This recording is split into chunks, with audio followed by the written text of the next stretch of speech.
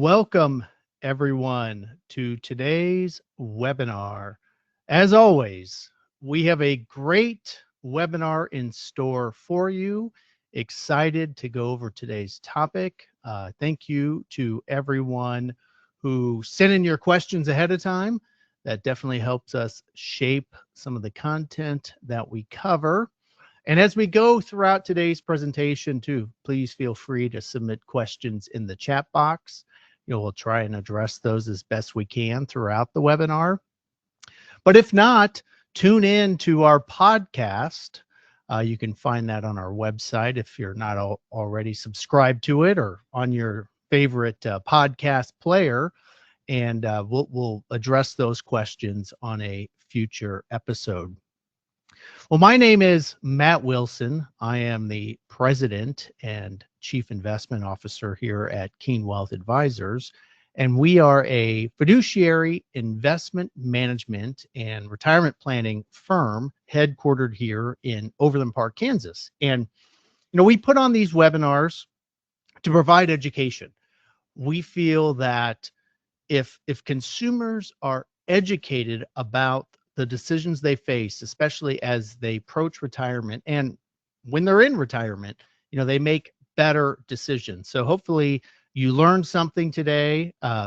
That's the objective of all of these. One, get a sense of who we are and what we do here at Keen Wealth, but also just to provide education and make everyone just better informed about the choices that they have and what the data says. We're big on data here at Keen Wealth, and discuss that a lot as well. As I mentioned, you can find our podcast at keenwealthadvisors.com under the retirement resources tab. Also, we'll have our webinars posted there, all of the previous recordings of webinars that we've done, and our blogs as well. And if you'd like a copy of Mr. Keen's book, it's a Amazon bestseller. It's on his second edition, Keen on Retirement, Engineering the Second Half of Your Life. Please reach out to us. You can reply to any of the emails that we send you, or send me an email directly, mwilson@keenwealthadvisors.com. Happy to get a copy in the mail to you, or if you have friends, family members, colleagues that you'd like us to send a copy of this to, feel free. We actually had a nice gentleman request copies for all of his children, which we were happy to send out. Sometimes this content may be well known by you, but if another resource such as ourselves can provide some additional information to your friends, family members, colleagues, we're happy to pass that along. And then lastly, we've posted the video version and our webinars to our website on keenwealthadvisors.com, but also our YouTube channel, which you can find us at youtube.com at Keen Wealth Advisors. And encourage you all to subscribe to that, because we'll have videos from time to time that will only be available on YouTube. All right, so today's topic: retirement spending, what you need to know before you retire. And this is a great topic, one of our most popular topics, because people want to know, well, okay, how do I know what to spend in retirement and what to plan for as I go through retirement? Because a lot of times we think about this and we're projecting this out over 25, 30 plus years, and there's a lot of unknowns. Of course, no one knows what the future holds. I mean, if we knew exactly what the future was going to be, planning would be much easier. But since we don't, we have to focus on certain things. And what we like to do is focus on the things that we can control, because there are some things that we have total control over, which is how much we save and how much we spend, and also how we invest our assets. Is it all conservative in money market, cash equivalents, CDs, or do we own stocks because we need to outpace inflation? And then what types of accounts do we save in? Do we save in all pre-tax 401ks via the company retirement plan? Do we save in the Roth portion of the 401k? Do we utilize Roth IRAs? What about after-tax assets? Money that we saved outside of those retirement accounts. What about those? So those are all choices that we have that we are completely in control of.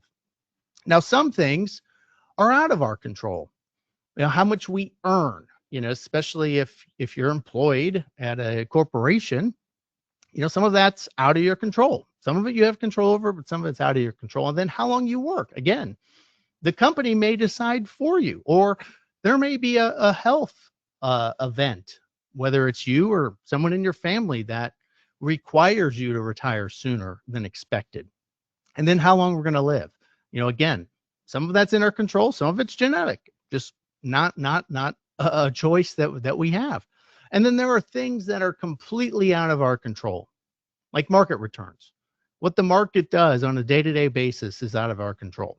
Now, we have long-term history on our side, and that can help us inform how we invest the money. But again, that's out of our control. And then two, what the rules and regulations are.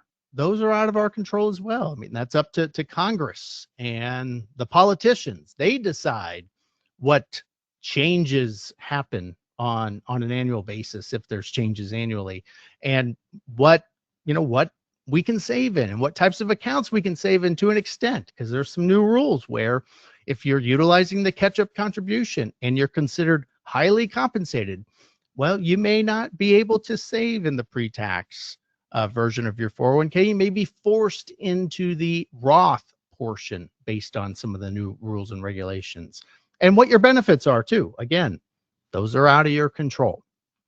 So we want to focus on the things that we can control.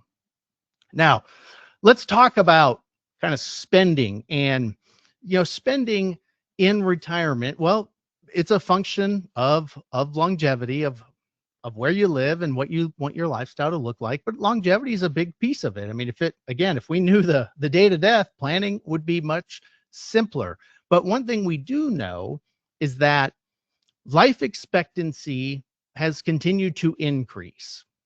And it's much different than it was for maybe your parents' generation.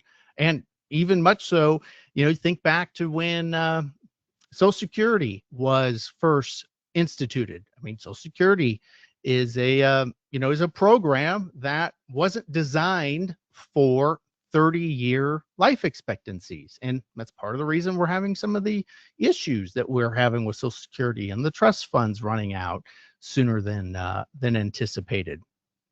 But here's the probability. If you look at a married couple, and we would say this is for folks that are considered excellent health. What one person within that couple can expect to live to, and the probability of living to a specific age, at least age 85, 73% of at least one person in the household should expect to live to 85, 47% age 90, 18% 95, 3% age 100. So, call it a 50% chance there's at least someone in the household that's going to live to 90 or beyond. So you've got to plan for a long retirement. Now, spending, again, it's a choice, and there are some folks that would prefer to spend more early on, and that's completely fine. Not a problem whatsoever. And it can be accounted for in the financial planning that we do. And we talk to people about that. We have these concepts we call the go-go years and the slow-go years, and then the no-go years. It's kind of like early retirement, mid-retirement, later retirement. And that's the data does confirm that. And I'll show you some, some data here on spending, and even across the U.S. What some of this data is showing us.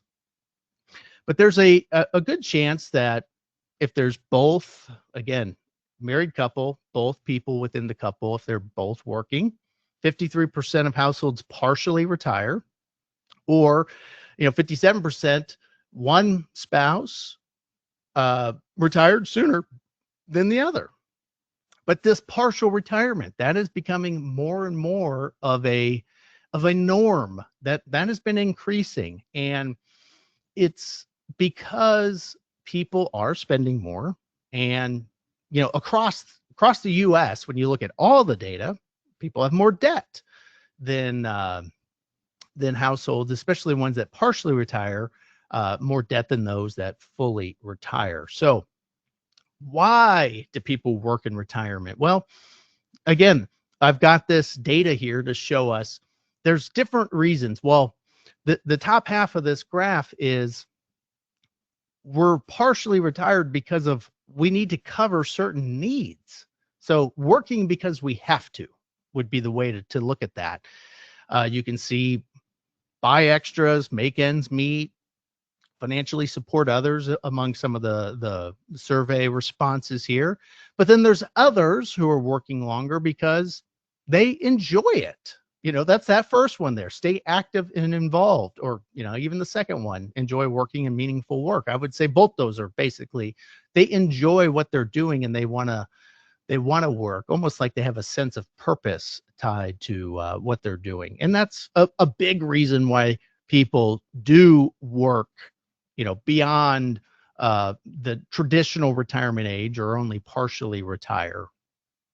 Now, we talk about people partially retiring, and retirement expectations versus reality is a thing. So when we sit down with people, and especially those that haven't made the choice to retire yet, they're still working, and we encourage people, sit down with us or sit down with a financial planner and go through your financial situation before you retire.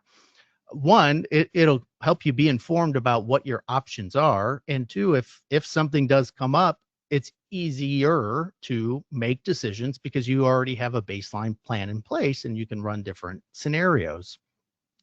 But many workers, almost 70% of workers, expect to work to age 65. And that's a common choice because that's when Medicare starts. And so a lot of people think, okay, well, I'll work until then and then I'll be eligible for Medicare. Health insurance is cheaper when you're on Medicare relative to going out on the exchanges or paying for Cobra or even extended Cobra if you have that option at your employer. That can be fairly expensive. But the actual experience is different. The median retirement age is 62. So you've got 70% of people saying they expect to work to 65, and then reality is almost 40% of people actually retire at 62. And I think there's a lot of reasons for that.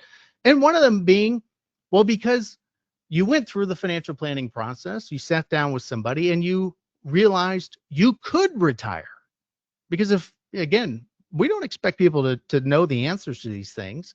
So if you go through this process and you learn you can retire, all of a sudden, you learn work becomes optional and you feel more confident about retiring. Now, other reasons are, well, the company made the choice for you. That and a health problem are by and large the highest response that the people within these surveys answered for why they retired early. And then you go to caring for family members, uh, other work-related reasons, outdated skills. Those are all different choices. But then you have, I would say, the positive reasons that people retire sooner. And again, back to my point earlier, because you learned that you could afford to. You thought that you had to work till 65 just because that's what you're supposed to do. And while yes, you may have some higher expenses related to healthcare prior to age 65. If you have a plan in place and you can afford to do it, that's okay. It's just part of the planning, and one of the questions that we help people answer as you go through this process. Now, let's talk again more about spending here. This first kind of section here is a lot of survey data around spending categories and inflation rates and kind of how people spend their money. And so here are the different categories and kind of buckets that people's spending is allocated to by their actual spending habits, not just what they say, but this is what they actually spend money on. So we've got two different colors here. You've got this gray bar and the green bar. And the gray bar is, I would say younger folks, age 35 to 44. And then you've got the green, which is 75 plus. And you can see housing's very similar.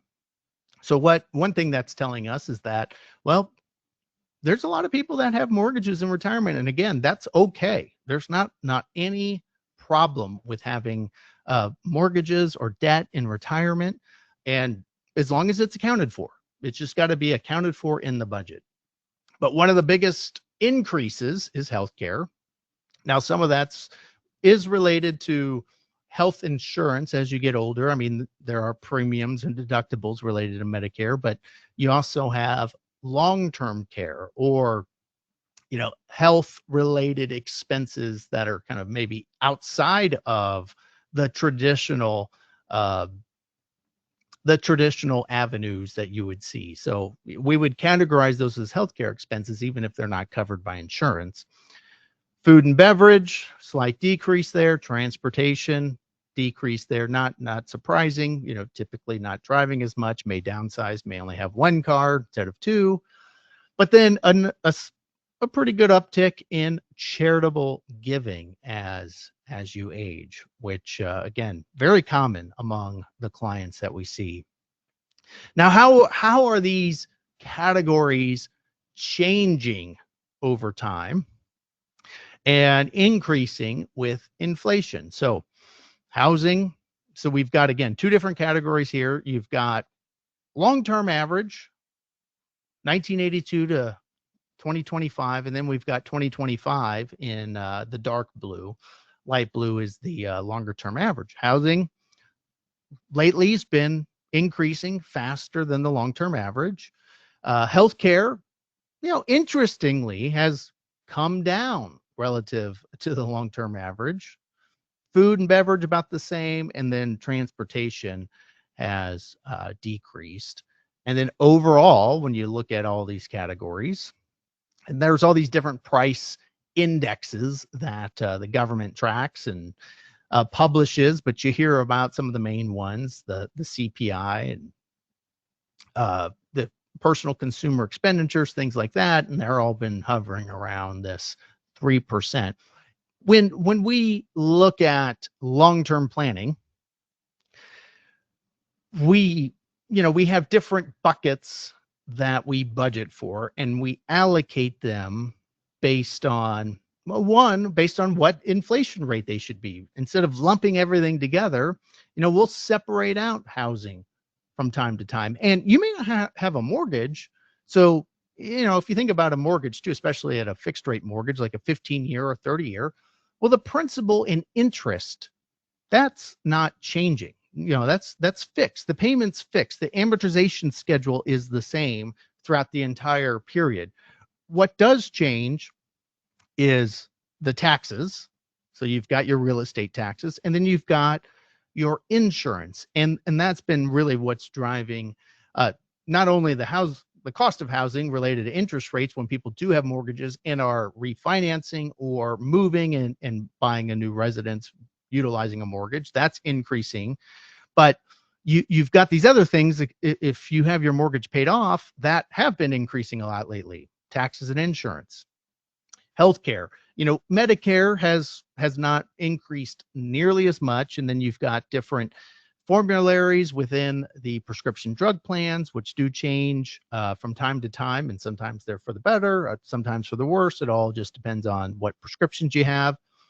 Food and beverage, that's been, right on par with, again, long-term averages. And then transportation, a lot of that driven by oil prices. Yes, currently they're increasing relative to where they've been over the last 12 months, but they've been, for 2025, when we look at the data, they were significantly less. And then two, there are transportation choices that I think have helped people uh, not have expenses related to vehicles, utilizing certain drive share things that, hey, I don't necessarily need a car because I can utilize these drive share services and ultimately save money, especially if you look at the math on how much you're needing to utilize those things.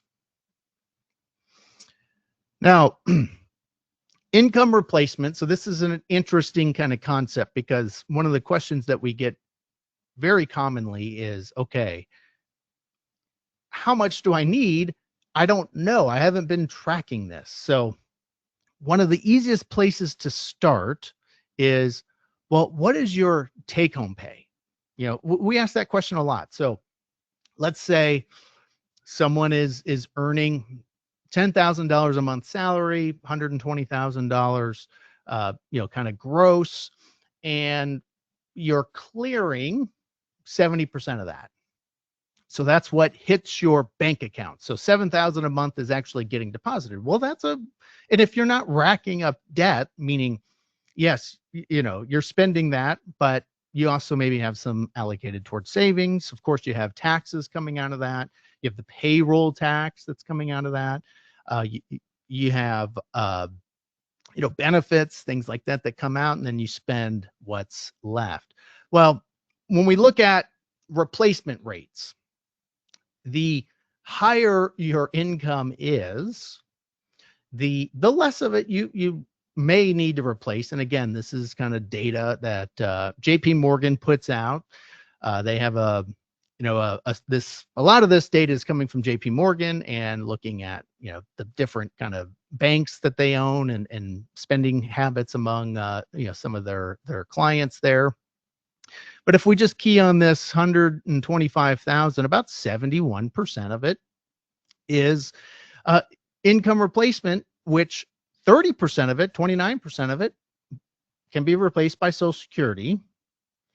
And then the rest, 42%, replaced by your savings. Now you can see that's fairly common across the board, depending on how much you're looking to replace in retirement.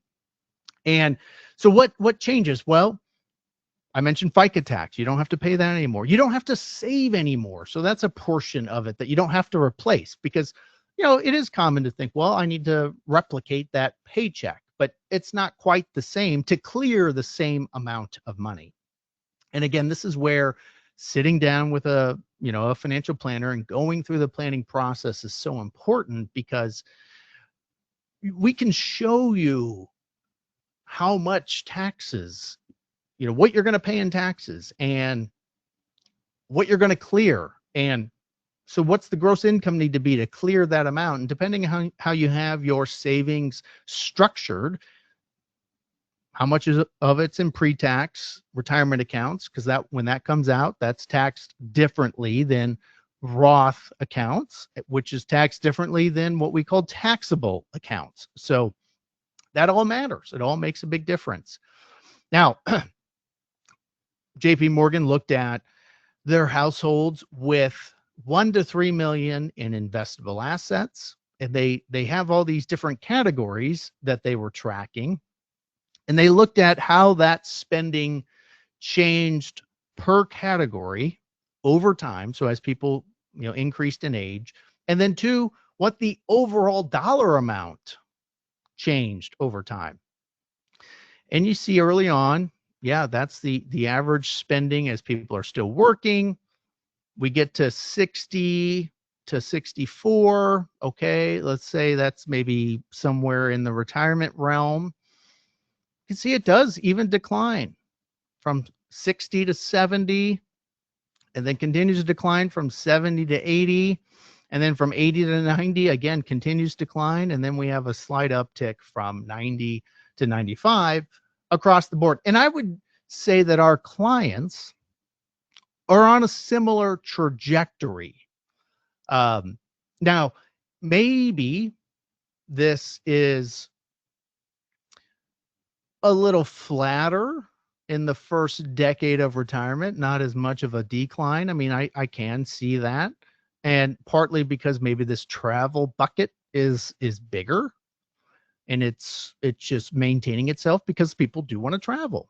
Not everyone does, but it's a common goal that people have, and especially while they feel like, hey, we're younger and we want to get the travel out of the way now before we get older and aren't able to travel as much.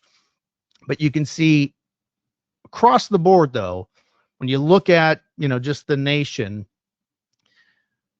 all the categories decline except for healthcare and charitable contributions and gifts. Interesting. And we would confirm that that's very, that's consistent with our clients as well. Now, on the healthcare side, this is Medicare. This is in 2026 dollars here, and so we've got the different pieces of Medicare. So you've got the Part B premium, which is this kind of lighter blue box. That's the premium Part B. That's what everyone pays. You might pay a little bit more because you're subject to an IRMA surcharge. Again, check out our webinars on Social Security and Medicare, where we go into more detail on the surcharges and how those work, and Social Security and all those. And you've got the Part D premiums, and then an average of out-of-pocket expenses in the darker blue, then in purple, other out-of-pocket expenses. And then if you choose to go what we'd call like original Medicare or traditional Medicare, where you're selecting, a plan like Plan G, that's what this is based on.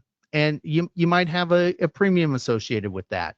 Now, there's Medicare Advantage plans, which don't necessarily have a premium associated with them, but you might have more on the out-of-pocket side. So there's just different ways of doing it. Advantage plans are very popular, but again, just something to be aware of. Now, if we use a 6% inflation rate, which is slightly higher than the long-term average, one that we showed earlier in our graph, but two, even the Medicare trustees, they provide reports on an annual basis, and they kind of tell us long-term averages for healthcare and what it's been for the last 20 years, and it's been up close to 6%, not quite as high as that, but close to 6%.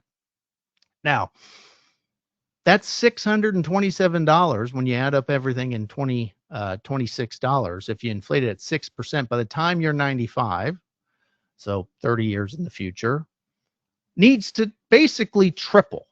Not quite, but very close to tripling to just cover your costs. Like, that's not necessarily paying for that doesn't include long-term care. A very small dollar amount here for what, uncertainties, as they call it in this data, and just not necessarily sure exactly. They're basically saying, hey, just a little buffer there. Let's just put it that way, because there could be some things that, hey, if inflation's a little higher, if Medicare has to change how its premiums are structured, things like that, because the 6% inflation is just taking what we know today, doesn't account for policy changes. And this is on a per person basis, by the way.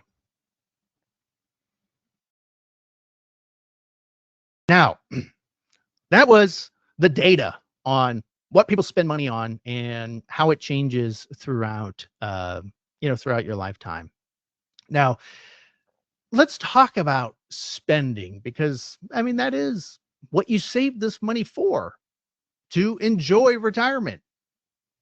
Hopefully, that's for the most part. I mean, when we're sitting down with folks, they're telling us like, "Look, I want to have my last check bounce." We let our children know, if we have children, that don't count on anything. We're spending it all. Now, the reality is that is not necessarily the case, not because people are planning on leaving money. It's just because of being great savers and uh, being, good investors. People are having more assets later in life than they accounted for, and they're doing everything they want to do. Now, in some cases, maybe people are just afraid to spend because they're just afraid of the uncertainty, which is completely normal. And we try and help people kind of think through that, get comfortable with spending, especially on things that are important to them. But let's talk about, how much do we need to spend, as I mentioned before. Well, what goes into the bank account? When I think about, okay, if we're a married couple and we're each working, what are we clearing? That's a great place to start. Another way to get a grasp on this is, before you retire, why don't you pretend as if you are retired? Okay, here's the budget that we're planning on in retirement. Can we live on that before we decide to retire? Let's start there. Let's look at different ranges of spending. And then, of course, inflation too. You've got to account for that. Now, there are categories that go down. You've got FICA and Medicare taxes don't apply when you don't have earned income. When you take distributions out of IRAs, those are not subject to FICA and Medicare taxes. You're not saving anymore.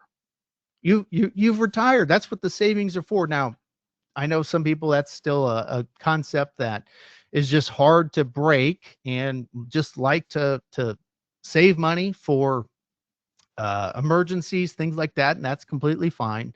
It's all about just being comfortable, not we don't want people to be anxious in retirement. That is definitely not something that I think people should do. Transportation, as we showed in the data, that can go down, and partly because may not need as many vehicles, which is cheaper from a uh, again, taxes and insurance standpoint, but two, just the purchases and upkeeps of vehicles can be expensive, and wouldn't have to do as much of that if you only have one vehicle. Potentially downsizing to a smaller house. Mortgages, maybe you have one beginning in retirement that ends some point in retirement. May not be the case for everyone, but that is something that does happen. And then we have categories that we see increases in. So hobbies, for one, you have more time. Of course, you should be enjoying it. Travel, same. Entertainment, and then healthcare. Now, healthcare, depending on what kind of coverage you have pre-retirement, may not necessarily go up. Depends on when you retire too. I mean, if you're having to go to the exchanges, that could be definitely more expensive. Medicare could be cheaper than what your employer health insurance coverage is. But also, the other way that this kind of changes is, when I talk about looking at your after tax income, so the amount that hits your bank account pre-retirement, like, well, that's after the health insurance is paid for. So it's just, we got to account for that, because now you are paying for that differently.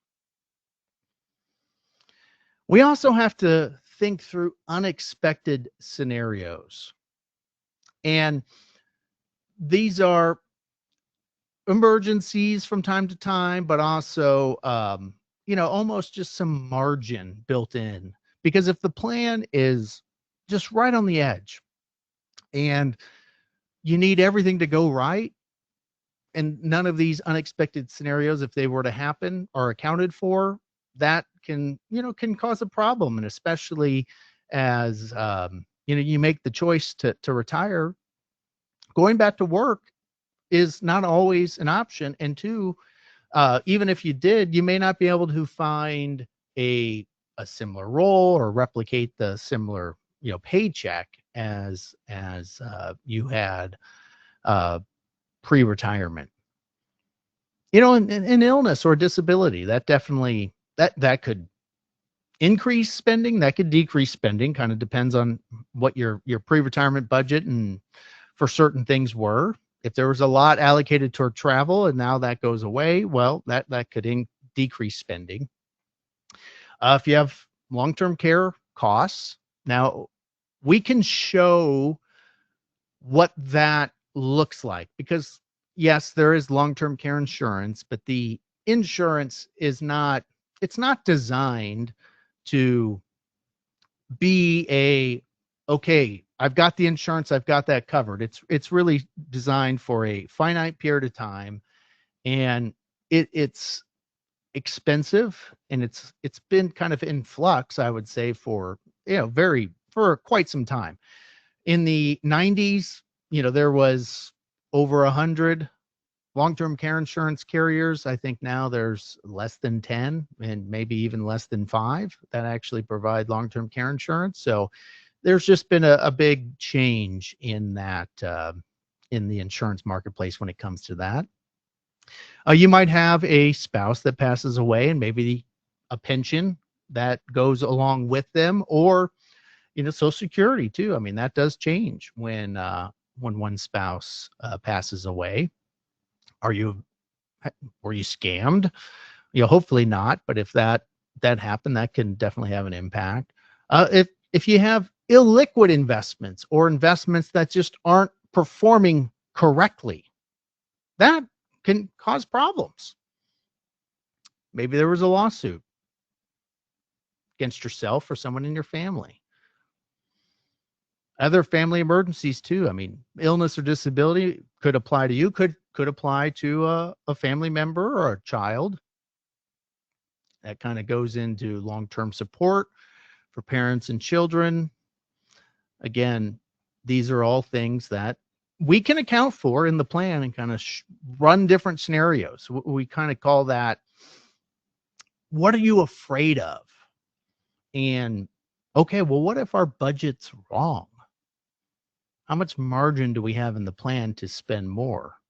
Or what if inflation's higher than we thought? Or hey, what if the market takes a big hit early in retirement too? I mean, that's a risk. We call that sequence of returns risk, where when you retire and how you're invested, and there's ways to mitigate it for sure. But when you retire, and if you're heavily allocated towards stocks, and we go through a pullback in the market, a deep recession that does last a little bit, well, are you going to have to change your spending because of it? Now, other unexpected scenarios: overspending during the holiday season, a divorce. We've seen increases that, not necessarily among our clients, but across the U.S. Home expenses and repairs related to that aren't accounted for. Natural disasters kind of go along with that, and then of course unexpected travel plans. Again, just how much margin can we build into the budget? That's really what that is looking at, and we want to account for that. Now, when we think about withdrawals from the portfolio, we've got to account for taxes, because taxes are, that and health insurance are really two of the biggest expenses that people are going to have in retirement, and they don't go away. There's really no way around it. Yes, you may have all your money in Roth IRAs, which if you did, great, but you still have property tax, real estate tax. I mean, there's still taxes every single year. And the higher your income is, I talked about IRMA surcharges, your Medicare premiums can go up too in retirement. And even thinking about pulling out a large withdrawal out of your IRA. So a pre-tax IRA, which majority of our clients and people have their retirement funds in a pre-tax type vehicle. So when they pull the money out, they're paying ordinary income tax. And again, nothing wrong with that. We just need to account for the taxes. Well, if we're pulling out $100,000 net, and these are just kind of uh, a basic kind of tax calculations, when we sit down with our clients, we're going through, very sophisticated tax planning scenarios, diving deep into federal and state taxes. So we get very precise on the tax calculations. But let's just say between federal and state taxes that you had to withhold 25%. Well, when you pull it out of the IRA and you pay the tax with the distribution, you've got to pay tax on the tax, like, because the distribution, which is taxable, that's going to pay the tax, has to account for the tax related to the distribution. So to clear 100,000 with a 25% withholding, you've actually got to take out 133,000. You can see as the percentages go up, the more and more you have to take out that goes towards taxes. The 4% rule too, this is something that it's just a good back of the napkin kind of calculation. Thinking through, okay, how much money do I need to have if I wanted to just follow the 4% rule? Now, I encourage everyone to sit down again with someone like ourselves or a CFP financial planner and go through the planning process and get more granular on this. But if you wanted to just do the back of the napkin math, well, how much would you need? Well, you're going to factor in Social Security because Social Security is coming in, assuming you paid for it and you're eligible to receive it. What would you actually need to have in investments to supplement your Social Security? So here I've got, okay, you've got your clearing $7,000 a month based on kind of current tax law and looking at federal and state taxes. Let's just say we've got to gross it up by 15%. If we're clearing 10,000 a month, maybe gross it up by 20%. And then here we have max Social Security amounts for someone 62, nearly $3,000 a month, and then someone at full retirement age, just over $4,000 a month. So when we look at what we actually have to have saved, we got to factor in all these different concepts: taxes, Social Security, and then we can back into how much we need. So here's an example. $7,000 a month. If we divide that by 0.85, that gives us the gross amount, assuming it's all coming out of an IRA or it's all taxable. So call it $100,000 gross to clear $7,000 a month. Well, how much of that is coming from Social Security? Let's just say, again, married couple, here's what an average would be at 62 between both of them, $34,000. Okay, if we take that off, well, the gross amount we need to clear, call it $65,000 needs to come from the investments. If we divide that by 0.04, we get 1.6 to 1.7 million is how much we would need to have to follow the 4% rule when we factor in Social Security and everything else. So, again, back of the napkin calculation just for folks, if you're kind of thinking about that, do I have enough? Now, what are the levers that we can pull too? Because not every plan works from the get-go, meaning, okay, we're sitting down with someone for the first time and, they're still working, call it they're 5 years out from retirement, and they want to retire. They're 55. They want to retire at 62. That's 7 years out, 65 years out, or 65. That's doable, but I'd prefer to retire sooner. So there's all these kind of different ranges in ages, but they have their preference. Earlier is better. Well, what if the plan doesn't work? So what are the levers that we can pull? Because when I say doesn't work, it's more about our assets don't they aren't sufficient to cover our spending goals. And again, it's good to look at these plans on an annual basis because things change. I mean, the plans, like we can be conservative in our planning because while yes, we want to be realistic, but also we don't want to assume that everything has to be perfect for this plan to work. So we account for some, some scenarios that, yeah, they're probably not likely, but again, we want to make a robust kind of analysis of what this could look like over 30 years. But some of the levers that can help a plan increase its probability of success. One of those is working longer, saving more. The Social Security strategy too. It's very common for folks to think, well, if I'm going to retire at 60 or 62, should I start Social Security? I'd rather have that money come in, and that's less I need to pull from my investments. And it's definitely a good thought, but we do want to look at, well, what if you delayed it? You can still retire, but you can take Social Security later, and there's some benefits related to that. What if you could spend less?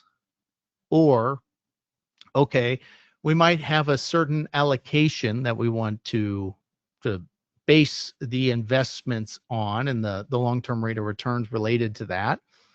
But what if we made that investment portfolio more aggressive? These are all different levers that we can show people and show what impact that has on that probability of success.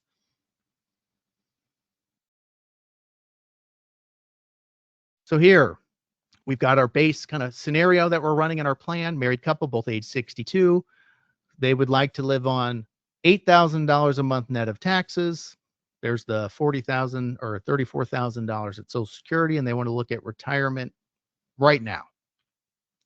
So we run our scenarios, and we look at 1,000 different simulations, good markets, bad markets, different rates of return, different orders of return, and we come back with this probability of success. And what we're looking for is a result that's in this green band. We call that the confidence zone between 75 and 90. Anything below that, it doesn't necessarily mean that all is lost, but it does tell us that this could be a little bit of a stretch.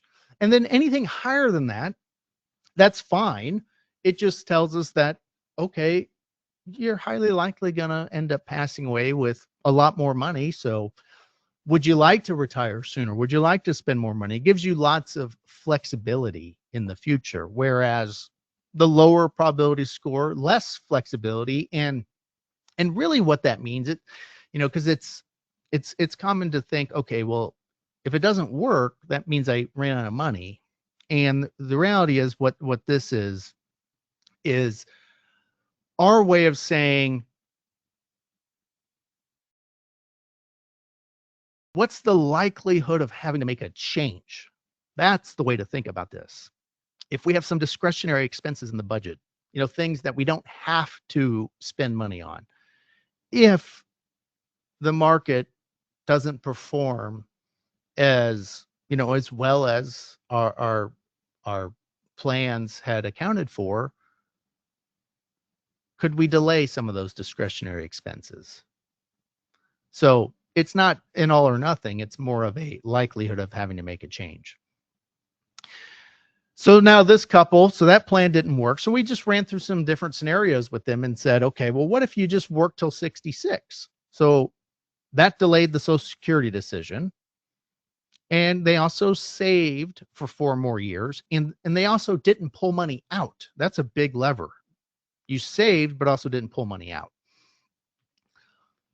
That went from a 68 to a 94%. So 4 more years.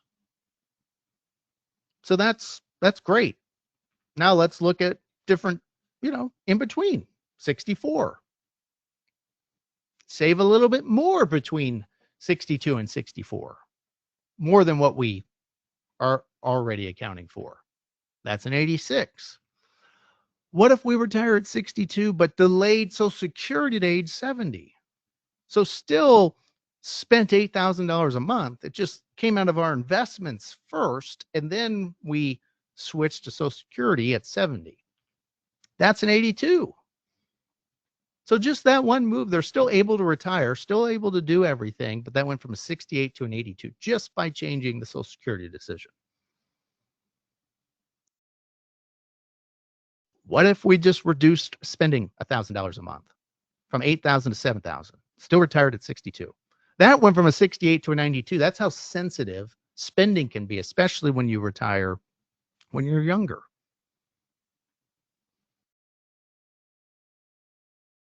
Now, what if we increase the investment risk?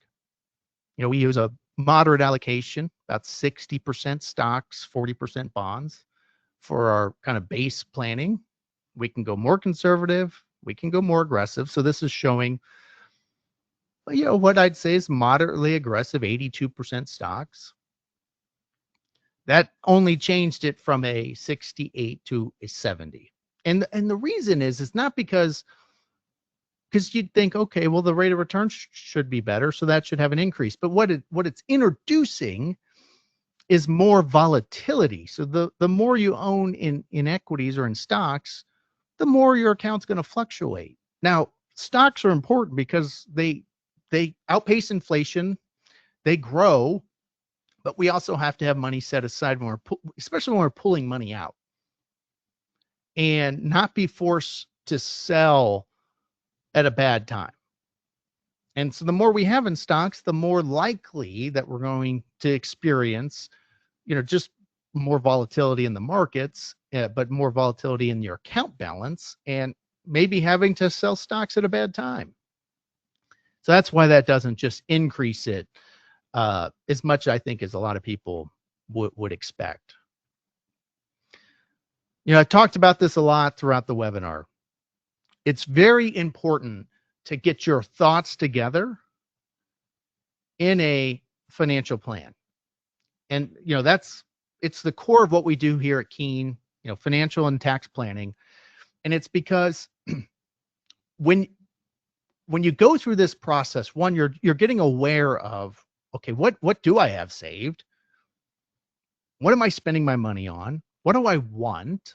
And, again, you don't have to have the next 30 years plus mapped out. No one knows exactly what that's going to look like, but the power to the plan is, one, starting the process and getting a baseline plan in place, and then two, updating that plan on a regular basis, because plans do change. Life happens.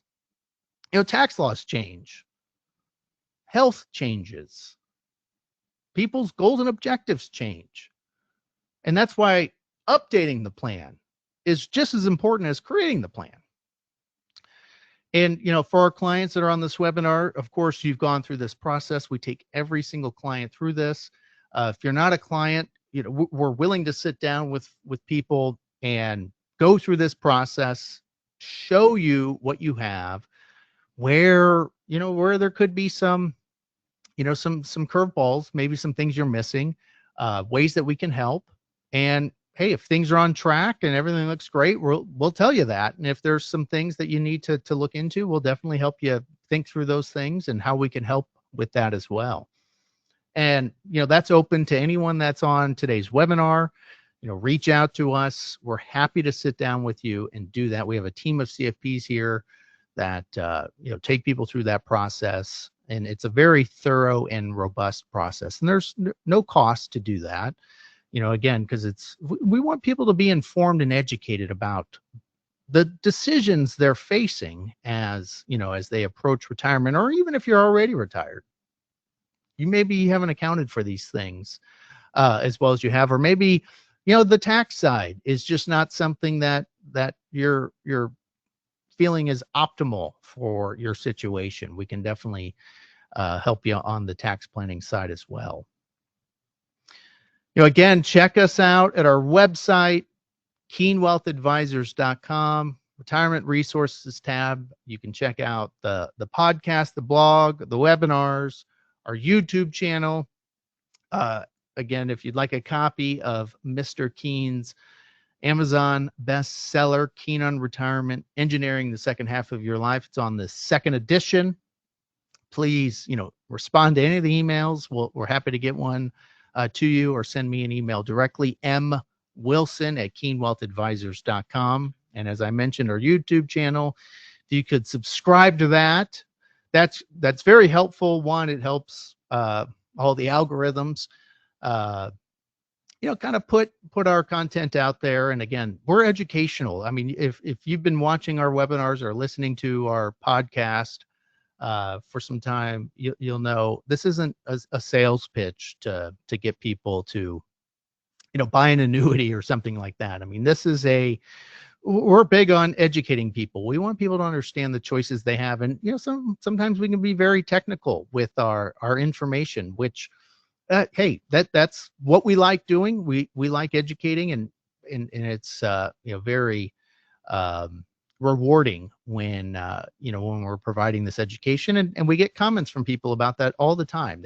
They're more informed about the situation they're in, and the choices that they have. Thank you all for attending today's webinar.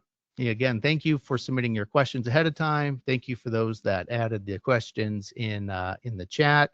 We're at the top of the hour here, so we will address questions in a future podcast episode, so you can tune in for that.